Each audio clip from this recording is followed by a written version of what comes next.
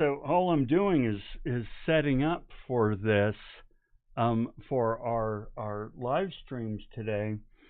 And the thing is, I use this setup for podcasts. I use it for recording other videos and so forth, which means I'm constantly changing the lights, I'm changing the setup, I'm changing the angles. And every once in a while, I'm like, okay, how did I have that set up? I totally forget. So I think what I need to do, the good thing though, is that I keep a checklist.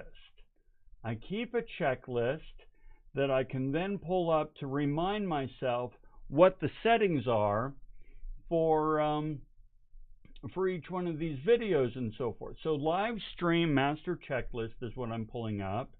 All right, key light, I actually have it at 30. I think I've always liked it at 30, so I'm actually going to change that. Fill light 70, watt 50.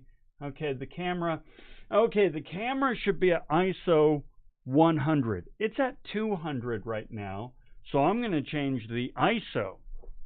So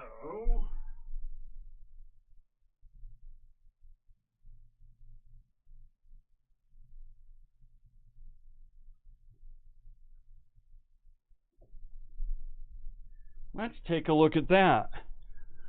Gosh, that's a lot darker though, right? A lot darker. All right, well then let's see here. The custom color balance should be 1. Is this for the live stream? It is. Let's see. Backlight, all right. 30%, 40 watt, ISO, and then F2. I'm pretty sure I'm at F2. But gosh, this is just looking really dark. Darker than I think it normally does. Maybe I've had the ISO up at 200 or so. I wonder if let's see if I can do it without moving here. No, I can't see the back. Let's do this. Let's do the ISO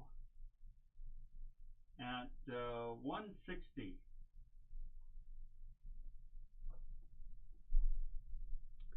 This ISO is 160. Still kind of bright. And that is still at 30%. I'm looking at my key light. My fill light is good. I have that on. All right, we're going to try ISO 125 or something.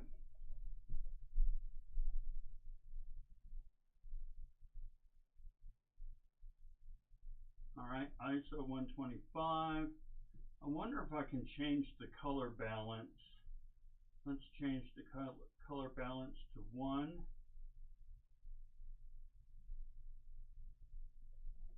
Okay, I changed the ISO to 125 and the custom color balance to number 1. That looks a little bit more like what we're used to, right? Yeah, that looks a little more like what we're used to. So I'm going to change some things here on my camera setup template. I'm going to change that to ISO 125. My frames per second is 1/50, so 50. F-stop is at 2. Now if I were to change f-stop, see that gets darker and that gets lighter. I kind of felt like 2 was good. And then the custom color balance is at number 1, and I think that's at 51. 5100 Kelvin. Now 5100 Kelvin, but this key light here is at 5600 Kelvin, which is more kind of like sunlight. So gee, what gives? Well, it just makes it a little warmer and so forth. Now eventually what I'll do is I'll turn on my blue light there, and that'll kind of bring it together. So I think that's a little bit more in keeping with what I'm used to. Again, when I change things up for all my various uses, sometimes I get a little lost on what's happening. So by the way, one thing I want to do is I want to get another light a green light that I can then put on the plant over here because it's a little dark on that side. I can't bring myself to buy that light just yet. You know how it is. It's like you can only buy so many things at once. So I kind of have to hold off. Yeah, I might change. Gosh, am I looking really red? Am I looking really red? Maybe I need to change the color balance again. Well, I'll worry about that later. So for us, though, hold on. Let's get ready there. Let's go ahead and get started. All right, and we are here, and we're ready to go, ready to get started. I hope you're having a great week so far. Here it is for us who are live right now. It's Wednesday morning. Hope you've had a good week and things are treating you well and so forth. I was going to say a great lecture, but the lecture is the delivery, and I can't judge whether it's another great lecture. I will say, though, another great topic. I can say that. Andrea, great to have you with us. Scott and Michael are here. Jack, fantastic. We're getting folks in. That is great. So, our topic today, automation. Is it good? So, remember, we've been talking, and I'm going to go ahead and pull out my little highlighter and so forth.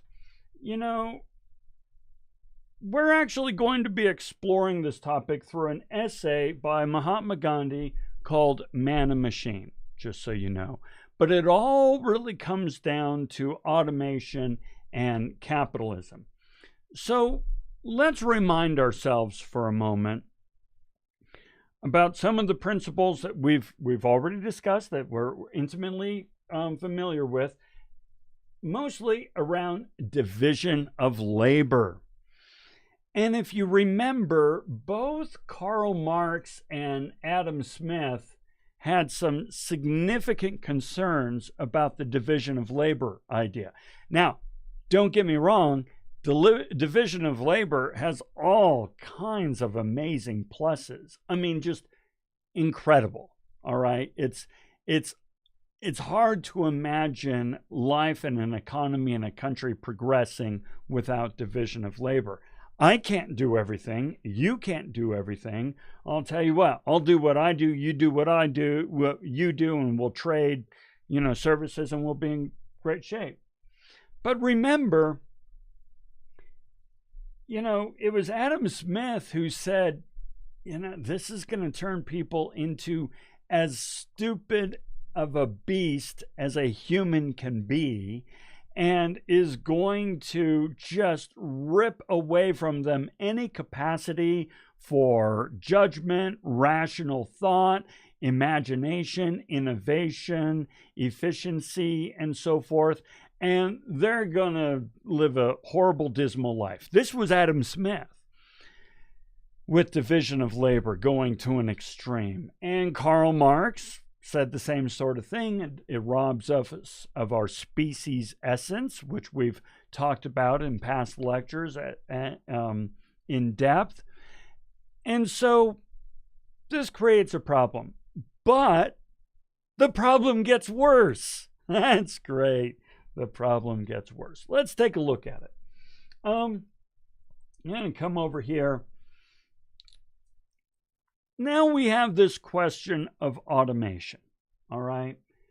And automation is awesome, okay?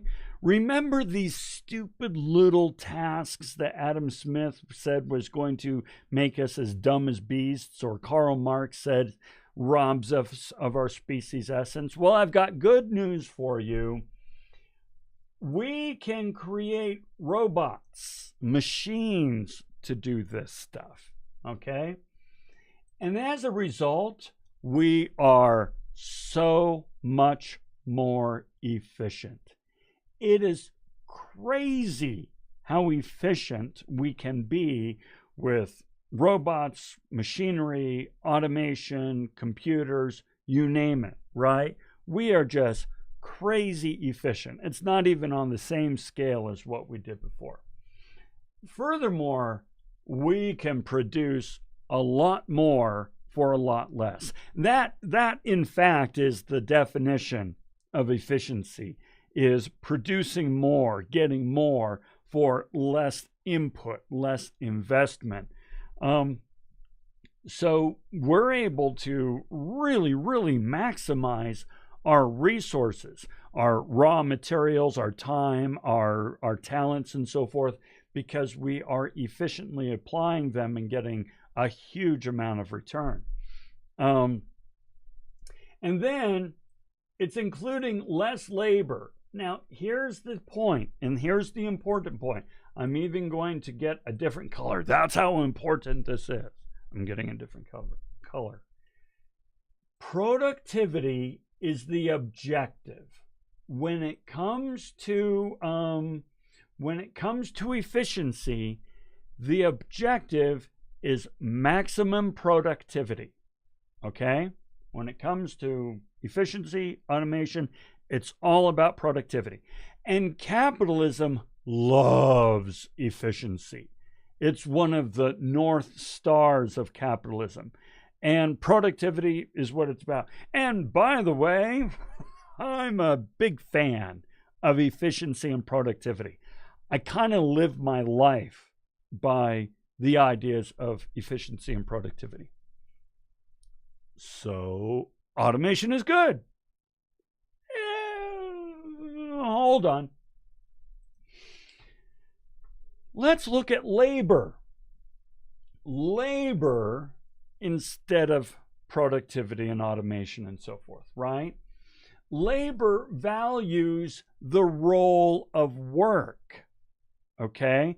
It's no longer interested in efficiency. Who cares about efficiency? It's about valuing work, valuing the individual's contribution, okay? Including a over-engineered hierarchical process. It's very happy with, labor is very happy with an over-engineered hierarchical process because it values work over productivity, okay? Work over productivity. Now, I'm going to come back to that slide. I had to remind myself what slide was next. So I'm going to tell you a story. All right, this is a picture of a bureaucrat in India, and our next picture we'll talk a little bit about India. Well, that's because I have a story for you about India. So I'm there working with Intel. I'm there for, I guess about a week, maybe a couple weeks. I guess it was a couple weeks. Anyway, and I want to go off and I want to buy a sari for my daughter. Sari is one of those really beautiful Indian dresses. Oh my gosh, they're gorgeous, right? So I'm there. I want to buy a sari for my daughter. And so I go to a department store, and waiting there at the door of the department store is an individual, a guy. And he says, "Can I help you?" Well, you and I know what this means. It's just, can I help direct you to the right place? And it so happened I had no idea where to go. So I said, yeah, absolutely. I'm looking for I want to buy a sari for my daughter. She's about that big, whatever. So where's the department? And he says, not a problem. Come with me. So he takes my hand and takes me along. So taking my hand, a little weird. Okay, but that's odd, right? But okay, he only takes me maybe 30 feet and hands me to another person. And this person asks, "Can I help you?" I said, "Well, yeah, I want to buy a sari for my daughter." And he says, not a problem. He takes me over to the base of an escalator. Escalator goes up, right? Takes me to the base of the escalator where another person is waiting. "Hello, can I help you?" "Yeah, I want to buy a sari for my daughter." Yes. He accompanies me, takes me to the top of the escalator, and you guessed it, at the top of the escalator, another individual is waiting. Can I help you? This goes on and on. He takes me to the children's department, who then takes me to somebody in the female children's department, who then takes me to the sorry section, and everywhere I'm being handed off to somebody. Finally, I get to the place where the sorries are, right? And the guy picks up a sorry and says, how about this one? And at this point, I'm like, whatever. I'm kind of like, this is crazy, all right? And I say, you bet, that's great. Truth is, it was a really beautiful sorry, so I'm totally happy with it, right? You're getting it, Laura. You're getting it. They divided it into lots of divisions. Hang in there, right? You're seeing where this is going. So then they take me back down to the cashier, person to person to person to person. Even at the cashier, I pull out my card. I do not hand my card to the cashier. I hand my card to somebody standing next to me, who then hands it to the cashier. The cashier then takes it, hands it back to the person standing next to me, who then hands the card back to me. And I'm like, what the hell, right? This is about as inefficient as I can possibly imagine, right? Well, later that week, I'm having dinner with a friend of mine. He's an Israeli. He and his family live in India on an expat assignment. And I tell him this story. And he says, well, you know why they do that, don't you? And I said, no, I'm not sure that I do. He says, well, as Mahatma Gandhi would say in the reading, we are in a groaning world, all right? India is the second most populated country in the world, okay? Now, I want you to think about this for a moment. Okay, India, 18% of the world's population. Where's the U.S.? 4% of the population. Okay, so the U.S. has 350 million people. 350 million people. Whereas India has like 1.2 billion people. So let's just make it easy because I'm horrible at maths. Let's say that India has 4 times as many people as we do. Okay? Well, now, if our unemployment rate is, say, 5%, that means that if we employed the exact same number of people in India, then the unemployment rate would be something like 70%. Automation takes away jobs, okay? And India has way too many people to automate away all of these jobs. But there's more than that. It's also valuing work over efficiency. And that's what Mahatma Gandhi in this essay, Man and Machine, is really talking about. Is, yes, okay, yes, we have a groaning world, as it says right there, right? We have a groaning world and we have a lot of people to employ. But he said to him, it is immoral. It is utterly reproachable to fire somebody and replace them with a machine. He values work and the nobility of work over efficiency. Whereas in capitalism, we love the efficiency. All right? So, let's look at this, right? Let's look at this in terms of perspective. Now, this is a quote from a CEO who spent a lot of his time sending jobs overseas. And in full disclosure, when I was with Intel, I sent many jobs overseas. One of the jobs I sent overseas was my own, all right? Now, oh, and by the way, yeah, we're getting some folks chiming in and so forth. Yeah.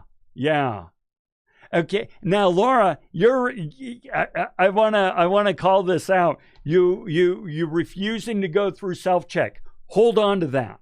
Hold on to that one. Okay, don't worry, I'm with you. I'm with you. Virtual fist bump, right? But we're gonna challenge our own fist bump here in a moment. Okay, so I sent a lot of jobs overseas, including my own. Now they were all white collar jobs, which we're gonna come back to in a moment, but we sent them overseas. So a former CEO argued that offshoring is part of American business, part of any business, adding, "I'm proud of it." He said he spent most of his career outsourcing jobs and shifting manufacturing operations to lower cost foreign factories, especially in Asia. Okay? Tons and tons and tons of companies have done this. I'm wearing a shirt, it was probably made in Asia. I'm shooting on a camera, it was probably made in Asia. Trust me, I'm wearing pants, it's probably made in Asia. It's normal. It's normal. And as a result, we can get really high quality, goods and services at a very low cost. That's great. However, Gandhi sees it differently. What is the cause of this present chaos? It is exploitation. I will not say of the weaker nations of the stronger, but of sister nations from sister nations. Here's the thing, is he's saying you are exploiting this labor, okay? And as a result, your standard of living is going up because you're keeping the cooler jobs for yourself, whereas, you're sending the worst jobs over to us, okay? But there's more that he states that I really like to explore. He is not anti-machine. Gandhi is not anti-machine. In fact, the Singer sewing machine here, he really likes the Singer sewing machine. All right? Now, why does he like the Singer? Well, here's the thing. He believes that any machine that improves the work experience, that elevates the work experience, that makes work more fulfilling is a good machine. Now, the story he tells of the Singer sewing machine is he says it's kind of like a love story. Mr. Singer, before he made this machine, would watch his wife sewing by hand and so forth and really hurting herself, and it took a long time. And he thought, you know what, my wife deserves better.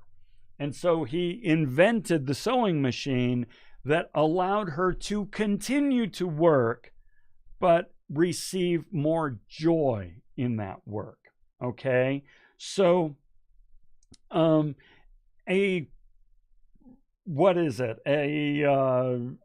video game is a machine, but that's not a bad machine because it allows us to enjoy a new form of gaming. It has not eliminated the human being, okay? I have a camera right here in front of me. This camera has not eliminated the human being. In fact, it has allowed me to flourish in my job, in my work, and reach more people in a different way. So he's not anti-machine. What he is pro-labor, pro-work, pro-self-actualizing through the work. And if a machine can do that, help you do that, wonderful. However, if it replaces you, that's a problem. Now, he goes on and explains something else, though. He really, really likes, therefore, what we would call a decentralized system. Now, think for a moment. Would you like to start your own business? A lot of you have, right? Or we've talked about this. A lot of you either want to start your own business or have started your own business or in some way or another work for yourselves. You really enjoy that. You enjoy it because you can make your own decisions. You keep your own profit. You can decide what you're going to do. You're going to figure out best methods. You're going to figure out what works for you. You have more autonomy and flexibility in your schedule, all kinds of things. Well, that would be part of what Gandhi would call a decentralized system. The end to be sought is human happiness combined with full mental and moral growth. This end can be achieved under decentralization. For example, small businesses, a single person, a craftsman working their trade, that's a decentralized system. Okay? So for example, Nutshell Brainery, what you're watching right now, it's one dude. It's me. All right? Now, I don't make money, but I flourish in it. I'm happy in it, right? So the goal is happiness. All right?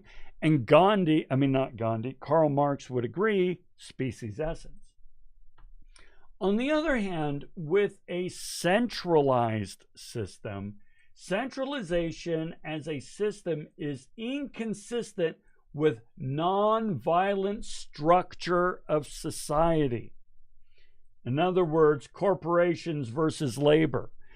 Remember, non-violent structure of society, capitalism necessarily creates the have and have-nots.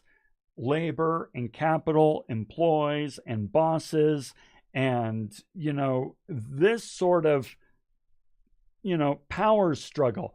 Remember in an earlier lecture, we said that capitalism was born in agony, an agony that continued well into the 19th century, and I contend the 20th and 21st as well.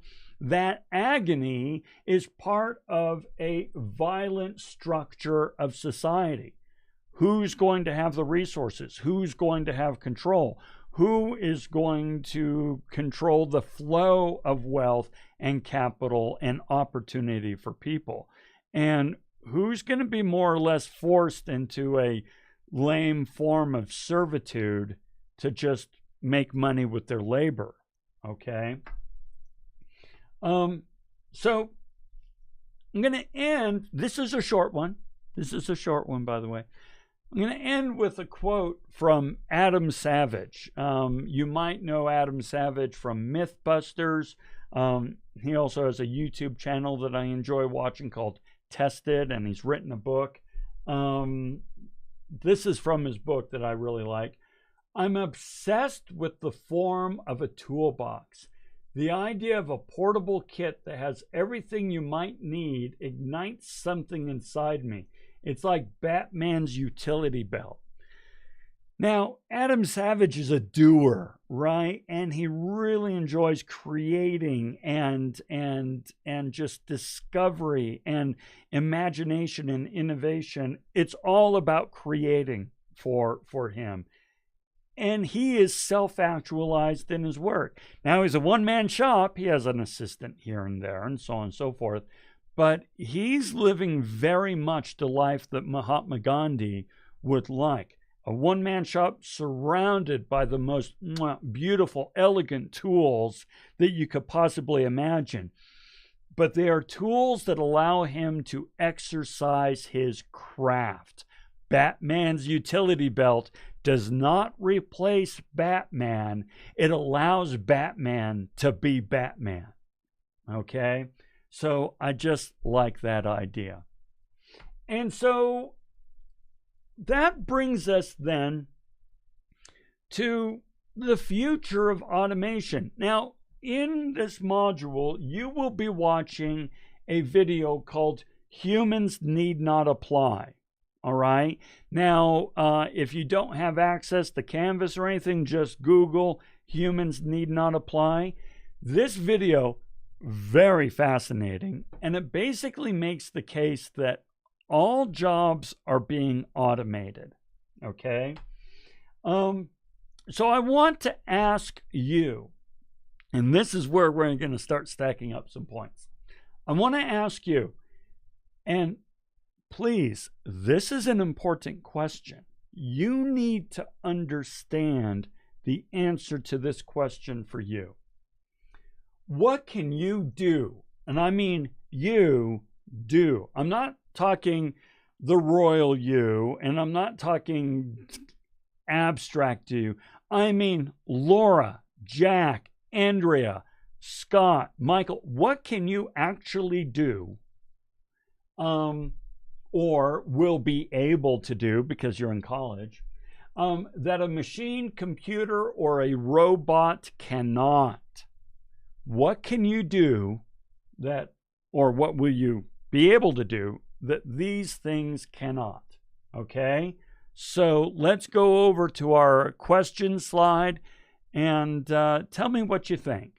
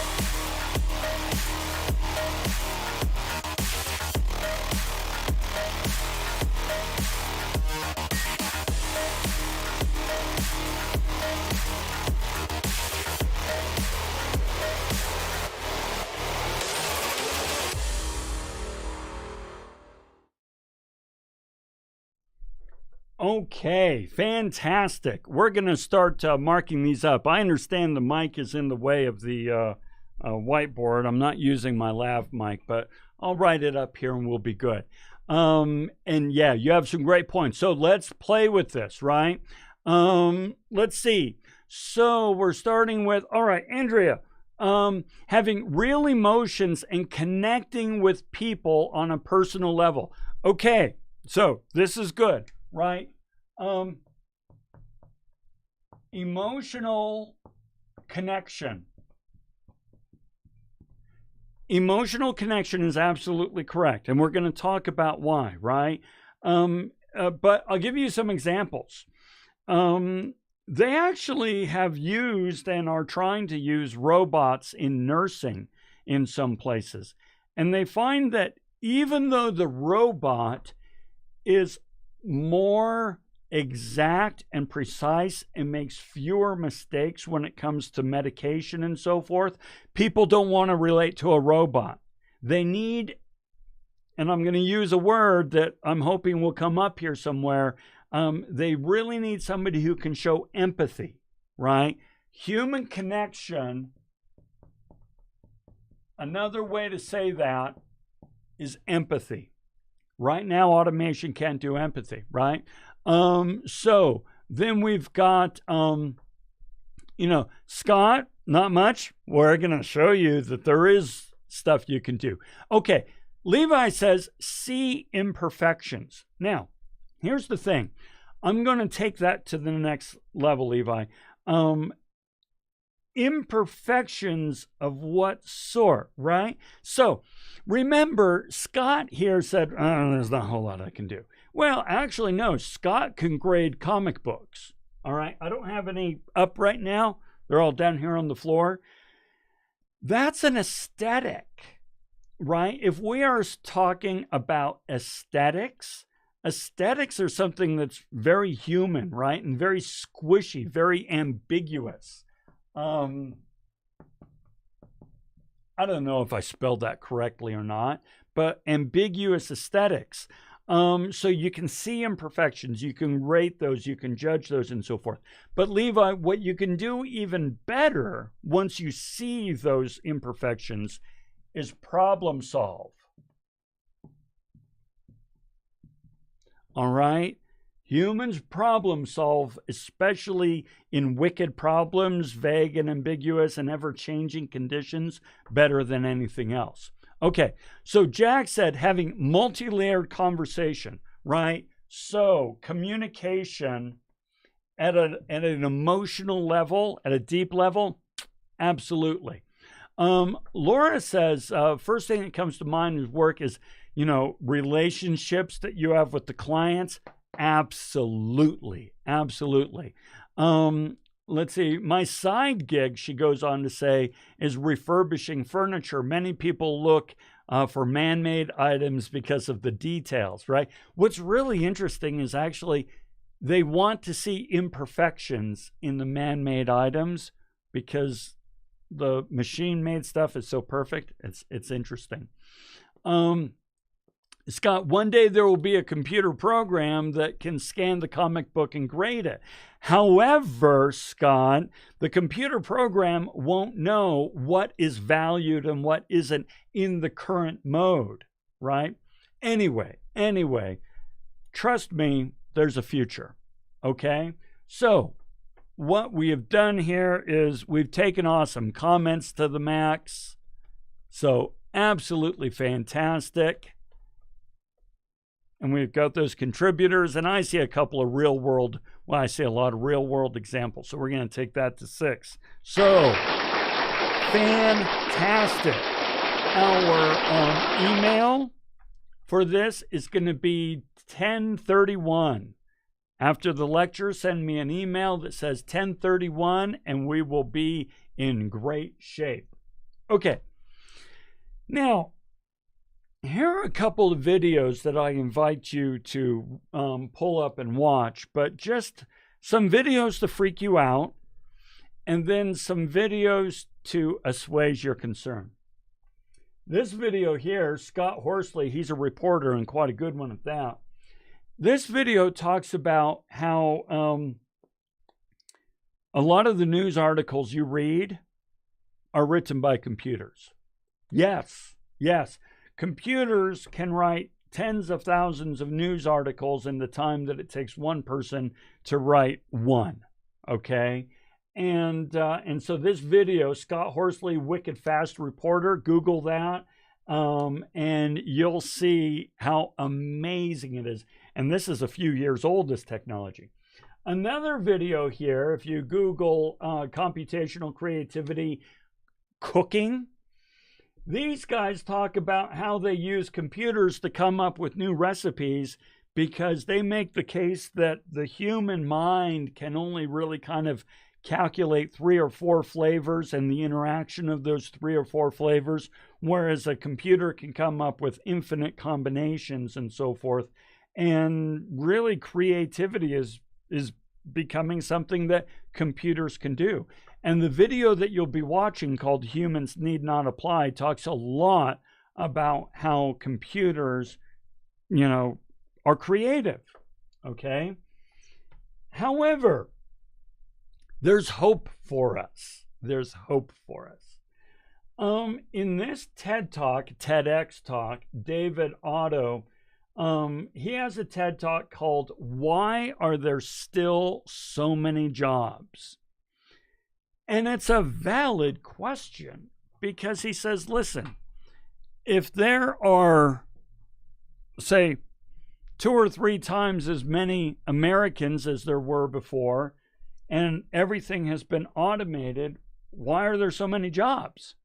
All right. Well, he brings up a couple of points.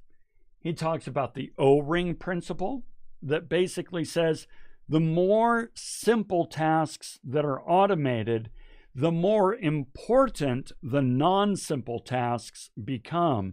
And or the human tasks. And since these human tasks are more important, they're going to be better sourced. And he also talks about the never get enough principle, or as you might know it, profit motive.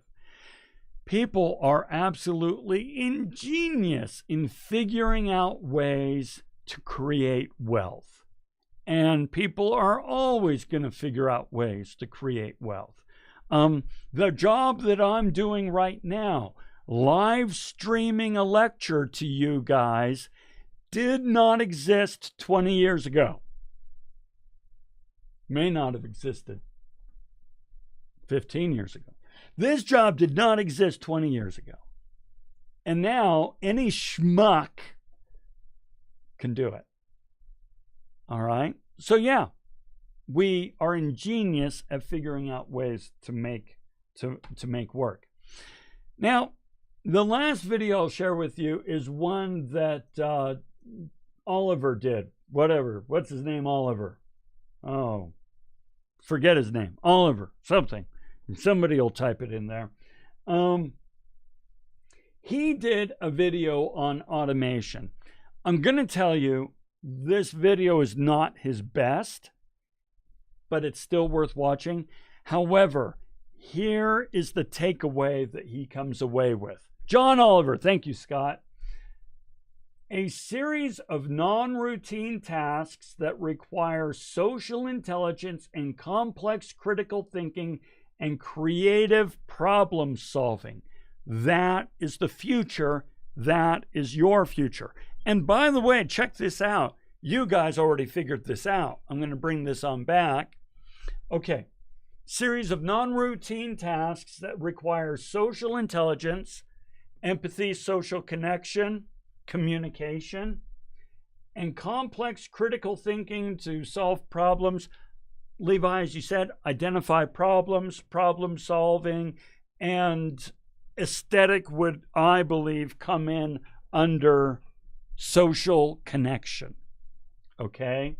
So, yeah, you'll have a job in the future. But make sure the skills that you're developing really kind of follow this. Don't develop skills that a computer can do. Okay? And there you go. All set. There we go. We're all set. So, watch that video, the one on humans need not apply, and you'll be in great shape for any assignments that you may be doing. Fantastic work. Get me that timestamp. Have a great rest of your week, and I'll hang out here if you have any questions or comments at all. And in the meantime, we'll see you later.